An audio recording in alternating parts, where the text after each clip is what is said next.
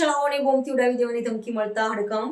Bomb squad અને શ્વાન દળ દ્વારા સઘન તપાસ કરાઈ શરૂ. વડોદરા શહેરમાં આજે શિક્ષણ જગતને ચમચાવી દેતી ઘટના સમાવી છે, જેમાં શહેરની 3 પ્રતિષ્ઠિત શાળાઓ ઉર્મી સ્કૂલ, નાલંદા સ્કૂલ અને ડીઆર અમીન સ્કૂલને બોમ્બથી ઉડાવી દેવાની ધમકી મળતા ભયનો માહોલ સર્જાયો છે.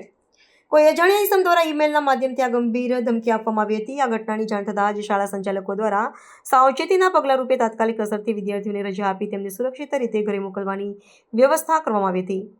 ધમકીભર્યા સંદેશાની જાણ થતાં જ સ્થાનિક પોલીસ સ્ટેશનના કર્મચારીઓ સહિત પોલીસ વિભાગના અધિકારીઓનો કાફલો તાબડતોબ ઘટના સ્થળે પહોંચી ગયો હતો. સુરક્ષા વ્યવસ્થા સઘન બનાવીને વિસ્ફોટક પદાર્થોની તપાસ માટે બોમ્બ નિષ્ક્રિય દળ અને શ્વાન દળની મદદ લેવામાં આવી છે.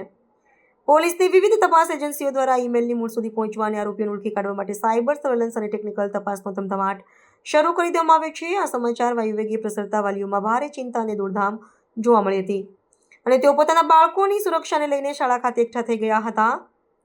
ઉલ્લેખનીય છે કે ભૂતકાળમાં પણ રાજ્ય અને દેશની અનેક શાળાઓને આ પ્રકારે બોમ્બથી ઉડાવી દેવાની ખોટી ધમકીઓ મળી ચૂકી છે, જે પાછળથી અફવા સાબિત થઈ હતી. જોકે પોલીસ તંત્ર દ્વારા વર્તમાન પરિસ્થિતિને ગંભીરતાથી લઈ કોઈ પણ અનિચ્છનીય બનાવ ન બને તે માટે સંપૂર્ણ સતર્કતા દાખવવામાં આવી રહી છે.